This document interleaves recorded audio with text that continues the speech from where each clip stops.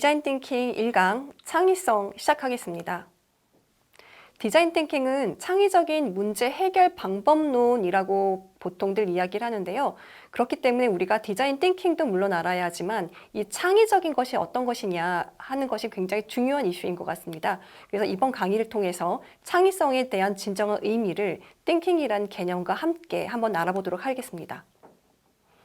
여러분 혹시 디자인 띵킹을 처음 접하셨을 때 왜 디자인일까? 그리고 왜 생각일까? 라는 생각을 혹시 해보신 적 있으신가요? 맞습니다. 디자인에서의 여기서 디자인은 디자이너의 디자이너가 맞습니다. 그러니까 저도 디자이너 출신인데요. 디자이너가 생각하는 방식이 독특하고 굉장히 감수성이 풍부한 사고를 하기 때문이기도 합니다. 그래서 디자인 회사 아이디오의 CEO인 팀 브라운은 디자이너의 감수성과 방법론 등을 활용하여 기술적으로 실행 가능한 것과 지속적으로 시장에서 성공할 수 있는 비즈니스 전략과 고객의 가치를 새로운 기회로 창출해내도록 하는 사고법이면서 훈련법인 것이 디자인 띵킹이다라고 표현을 하고 있습니다. 그렇다면 디자이너가 하는 것은 생각도 물론 있지만 흔히 알기로는 어떤 물건을 만들어내거나 어떤 서비스를 제작하는 거에 굉장히 집중이 되어 있는 종류의 직업이잖아요. 그러함에도 불구하고 디자이너의 doing이 아니라 디자이너의 thinking을 가지고 와서 차용한다라고 했었을 때 이 thinking이 과연 어떤 것을 의미하는지에 대해서도 한번 알아볼 필요가 있습니다. 디자인적 사고, 생각하고 궁리한다는 뜻인데요. 흔히들 생각했을 때 사고는 이해하고 비판하고 혹은 계산하는 등의 생각들을 생각할 수가 있습니다. 말씀드렸던 것처럼 이번 강의를 통해서 창의성과 디자이너의 생각이라고 했었을 때 이 생각, 그 언어적인 고찰을 통해서 진정한 디자인 띵킹의 의미에 대해서 한번 알아보도록 하겠습니다. 첫 번째로 디자인의 창의성과 사고와의 관계입니다. 사실 우리가 눈에 보는 모든 창조물은 생각의 결과물입니다. 여기 있는 책상도 마찬가지고요. 지금 학생 여러분들께서 보시고 있는 노트북도 마찬가지입니다. 누군가의 머릿속에 있었던 개념이 어떤 사람들의 작업에 의해서 현실화된 것. 그렇기 때문에 이 현실화된 결과물의 시작점은 생각에서 시작됐다고 볼 수 있죠. 크리에이티비티, 서양에서는 창의성을 크리에이티비티라고 말을 하고 있는데요. 이것은 무엇을 창조하다, 어떤 것들을 만들어내다 라는 크리에이트의 명사형입니다. 라틴어의 크레오, 즉 만들다를 어근으로 하고 있는데요. 이것은 역시 말 그대로 무엇을 창조하거나 만들어내는 것을 크리에이티비티, 즉 창조성이라고 이야기를 하고 있습니다. 동양에서의 창의성에서의 창은요. 비롯할 창, 닫힐 창, 곧집 창의 창을 의미합니다. 비롯한다는 것은 말 그대로 비롯한다는 것을 의미하고요. 닫히다는 것은 우리가 어디에 부딪혔을 때 닫히거나 긁혔을 때 닫히는 것을 의미합니다. 곧집이라는 뜻은 창고에 썼을 때 창인데요. 물건을 어디에 가득 모아놓는 곳을 의미하는 창의 의미입니다. 가운데 의자는 생각할 의를 의미하고요. 성자는 성품할 때의 성자를 의미합니다. 비롯할, 닫힐, 곧집의 창에 의해서 다시 한번 이 의미를 되새겨보면요. 비롯하여 생각해냄, 그리고 고정관념을 깨고 새로운 생각을 함, 그리고 생각을 축적하여서 활용할 수 있도록 함이 각각의 창에 따른 의미라고 할 수 있습니다. 잘 생각해 보시면 서양에서의 크리에이티비티는 어떤 것을 만들다의 어원이기 때문에 행위적인 측면이 굉장히 강한 성격의 창의성이라고 보이기도 하고요. 동양에서의 창의성은 생각, 성품, 뜻이라는 개념이 들어가 있기 때문에 굉장히 관념적인 측면에서의 창의성이라고 보이기 쉬운데요. 과연 그럴까요? 서양의 크리에이티비티를 이해하기 위해서 영어를 많이 사용하고 있는 미국의 사례를 한번 들어볼게요. 미국은 세계의 정신에 의해서 나라가 설립이 됐는데요. 첫 번째는 성경의 바탕을 둔 프로테스탄티즘, 즉 청교도, 기독교적인 정신이 그 첫 번째입니다. 두 번째는 서부 개척 시대에 탄생한 프론티어 스피릿, 즉 개척 정신이고요. 마지막으로 세 번째는 남북 전쟁을 겪은 이후의 미국을 굉장히 성장하게 한 프래그머티즘, 즉 실용주의 정신을 의미합니다. 그 중에서 첫 번째 정신이 기독교적인 세계관을 통해서 크리에이티비티가 과연 행위적인 측면인지 아니면 어떤 정신적, 사고적인 측면인지를 한번 다시 알아볼게요. 기독교적인 세계관에 의하면 성경에 모든 것이 말씀을 통하여 생겨났고 이 말씀이 없이 생겨난 것이 하나도 없다라는 이야기를 하면서 이 세상 모든 만물은 말, 즉 언어로 된 생각에 의해서 만들어졌다고 이야기를 하고 있어요. 즉 이 세계관에 의하면 말하는 것, 즉 생각하는 것 자체가 만들어짐을 의미하는 행위적 측면과 굉장히 동일시된다는 것을 알 수가 있습니다. 그래서 어떻게 보면 크리에이티비티, 즉 창의성이라는 것은요, 만들다는 doing이면서 그리고 그 근원적으로 들어갔었을 때는 이미 머릿속에서 생각하고 있음이 드러난 것이다라는 뜻에서 만들다와 생각하다의 행위적 측면과 관념적 측면이 동일시된 의미라고 볼 수 있습니다. 아까 처음에 디자인 스쿨, 즉 스탠포드에 있는 디스쿨에서는 이야기하기에 창의적인 사고 방법론이 디자인 띵킹이다라고 이야기를 하고 있는데요. 그렇다면 여기서 띵킹은 우리가 흔히 배워왔었던 어떤 것을 비판을 하거나 이해를 하거나 하는 단계의 사고가 아니고요. 어떠한 것을 창조해내는 것 그 자체로서의 생각, 즉 띵킹을 의미한다라고 이해하고 가는 것이 디자인 띵킹을 시작하는 이 시점에서 가장 중요한 관점입니다. 창의적 사고의 필요성이 대두되는 배경이 있었습니다. 여러분께서 잘 아시고 계시지만 1차, 2차, 3차 산업혁명에 거치면서 이 시대의 흐름을 우리가 읽어보아야 할 필요가 있는데요. 1차 산업혁명은 기계혁명이죠. 18세기에서 19세기에 일어났고요. 이 산업혁명은 농사와 수공업이었었던 이 세계가 공장과 그리고 증기기관을 활용한 제품 생산이 가능해지는 시기가 이 시기였습니다. 증기기관은 말 그대로 물을 끓여서 나온 운동에너지를 통해서 공장을 가공했다는 뜻인데요. 그런 의미에서 기계혁명이라고도 일컬기도 합니다. 2차 산업혁명은 전기혁명입니다. 이것은 19세기 중반부터 20세기 초까지 약 70에서 80년도 정도에 이르렀었던 혁명을 이야기를 하는데요. 이때를 전기혁명이라도 합니다. 석유화학과 함께 전기가 널리 보급됐기 때문에 폭발적인 생산력이 증가를 했고요. 컨베이어 벨트 시스템이 발달했기 때문에 굉장히 많은 양의 물량을 굉장히 단시간에 제작해낼 수가 있었습니다. 오늘날 보고 있는 대부분의 공산품들은 이때 전기혁명을 통해서 이루어지고 발전되어 있는 형태라고 이해하시면 될 것 같습니다. 3차 산업혁명은 20세기 중반부터 21세기 초까지 일어난 정보화 혁명이라고도 하는데요. 컴퓨터의 발달로 인해서 예전에는 상하의 관계에 있었을 때의 노동계급과 그리고 이 지배계급이 있었다면 이 시기를 통해서 공유를 중심으로 굉장히 수평적인 권력 구조로 이양을 하기 시작했습니다. 그리고 4차 산업혁명, 지금 우리가 겪고 있는 시기를 4차 산업혁명이라고 부르는데요. 사실은 이 시기를 인공지능혁명 아니면 사물인터넷 혁명이라고 부르기도 합니다.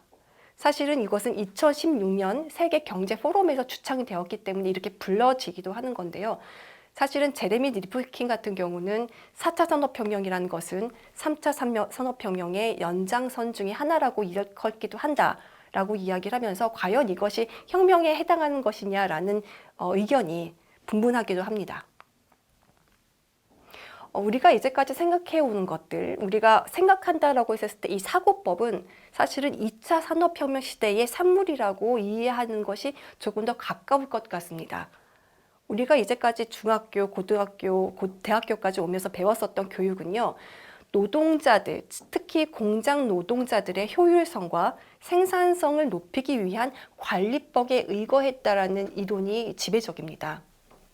이것은 표준 작업량을 과학적으로 결정하기 위한 시간 연구를 했었던 그리고 과업 달성, 이 일을 굉장히 잘하기 위해서 얼만큼의 차별화된 성과급을 지급했느냐에 대한 연구에 의해서 만들어진 관리법인데요. 공장이 굴러가기 위해서 사람들이 빠르게 정확하게 일률적으로 일하는 게 굉장히 중요했기 때문에 이 관리법은 굉장히 주목받았었습니다. 이것은 프레드릭 테일러라는 사람이 과학적 관리법을 1911년에 책자로 내놓으면서 굉장한 반향을 일으켰습니다. 우리가 생각해오는 방법은 이런 테일러가 얘기했었던 노동자들 그리고 공장 노동자들의 생각법과 굉장히 유사합니다. 똑똑한 노동자보다는 생산성을 극대화하기 위한 노동자들의 과업 충실도가 굉장히 중시되고 있었죠.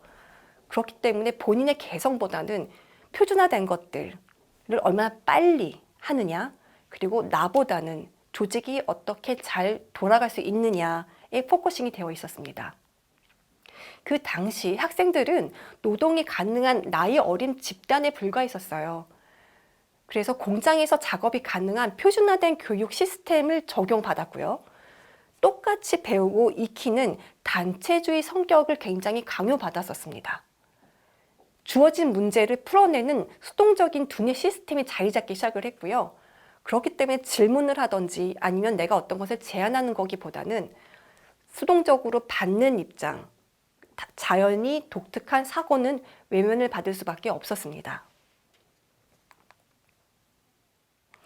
산업혁명의 시기를 겪어오면서 테일러주의라고 불리우는 이런 학습하는 과정은요, 평균의 학생들을 위한 표준 교육으로 자리 잡았던 배경이 됩니다. 말씀드렸던 것처럼 창의적인 문제 발상이라든지 창의적인 문제 제안은 권력자들, 상위 계급에 있는 권력자들의 특권이었고요. 그것을 해결하는 것은 밑에 있는 하급 노동자였었던 것과 같은 프레임이 교육에도 적용이 되었죠. 그래서 우리는 누가 준 문제를 빨리 풀고 누가 시키는 일을 빨리빨리 할 수 있는 공장의 부산물과 같은 존재의 교육을 받을 수밖에 없었습니다. 물론 이것은 우리가 이제까지 산업혁명을 겪으면서 시대가 변화하면서 굉장히 많은 도움이 되기도 했고요. 학생들이 이것을 통해서 기본적인 학습 역량이 늘기도 했습니다. 무조건 잘못됐다는 사상은 위험한 거고요. 그 대신 우리가 부족했었던 것은 조금 더 문제를 제안을 하거나 아니면 내가 독창적이고 나만의 개인적인 생각을 적극적으로 하고 그것을 말할 수 있는 기회는 상대적으로 적었다는 것으로 이해하시는 게 옳은 생각인 것 같습니다. 4차 산업이 오면서 인공지능 시대가 오면서 우리가 이제는 빨리 풀 수 있는 문제들은 대부분 기계나 인공지능이 하게 된다고 이야기를 하죠. 그렇다면 인공지능에게 어떤 문제를 제안할 것인가, 어떤 문제를 풀 것을 우리가 지시할 것인가가 굉장히 중요한 시대로 접어들었습니다. 그렇기 때문에 그런 생각을 할 수 있는 창의적인 방법론, 창의성이 굉장히 강요되고 있었습니다. 창의적인 사고의 필요성 대두 배경의 두 번째, 산업 생태계의 변화를 좀 설명을 드리려고 합니다. 1980년대는 3차 산업혁명, 즉 정보화 혁명의 중후반 정도의 시기였었거든요. 그렇기 때문에 이 당시에는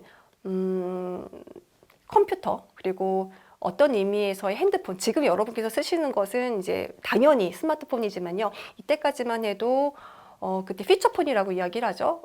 통신으로만 그리고 간단한 문자만 주고받을 수 있거나 통화에 굉장히 집중이 되어 있는 그런 상태의 휴대폰이 굉장히 성행하던 시기가 90년대, 2000년도에 이렇게 이어지게 됩니다. 그리고 2007년도에 세상을 완전히 바꿔놓는 혁명적인 계기가 하나 생기는데요. 그게 바로 아이폰의 출현이었습니다. 스마트폰의 등장이었죠. 그리고 2016년이 4차 산업혁명이 있다. 이제부터는 4차 산업혁명이다. 라고 주장한 연도가 2016년이었고요. 2007년도에 아이폰이 등장한 10년 뒤에 세상은 완전히 바뀝니다. 한번 살펴보시겠어요? 2017년도 그리고 사실 2019, 2019, 20년도까지도요. 1등에 해당하는 회사들이 다 애플입니다. 아이폰이 등장을 하면서 이 애플은 컴퓨터 회사에서 플랫폼 회사로 거듭나게 되었습니다. 그리고 이런 플랫폼 회사가 등장을 하고 그리고 플랫폼의 회사를 하고자 하는 신생 기업들이 많이 일어나면서 스마트폰이 등장한 이후 10년 동안은 알파벳, 여기서 말하는 알파벳은 여러분께서 잘 아시는 이제 구글이죠.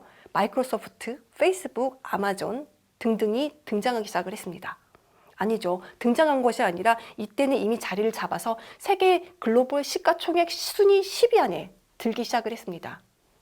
그리고 올해도 애플이 당당히 1등을 했고요. 아람코 같은 경우는 사우디아라비아에 있는 이제 석유화학 업체입니다. 이것은 이번에 이제 랭킹에 들어온 것 뿐이고요. 원래는 아람코라는 회사는 만수르보다 굉장히 더 많은 돈을 가지고 있는 그러니까 굉장히 많은 돈을 갖고 있는 회사입니다. 마이크로소프트가 그 뒤를 이어가고 있고요. 아마존, 구글, 테슬라, 페이스북이 뒤를 이어가고 있습니다. 80년대, 90년대까지는 일본이 굉장히 강성하던 시기였습니다. 즉 제조업에 굉장히 포커싱이 되어 있는 시기였고요. 2000년대를 거쳐서 2017년도, 21년은요.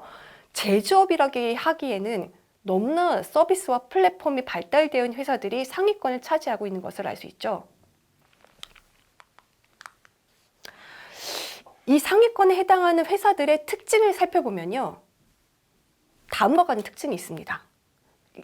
애플, 미국 캘리포니아의 전자제품이면서 거기 들어가 있는 소프트웨어와 서비스를 개발을 하는 제조하는 기업. 하지만 제조업이라고 하기에는 너무나 플랫폼 기반의 기업이죠.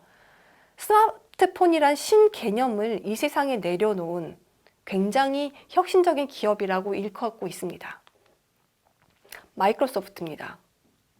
미국의 세계 최대의 다국적 소프트웨어 및 하드웨어 기업입니다. 그리고 아마존입니다.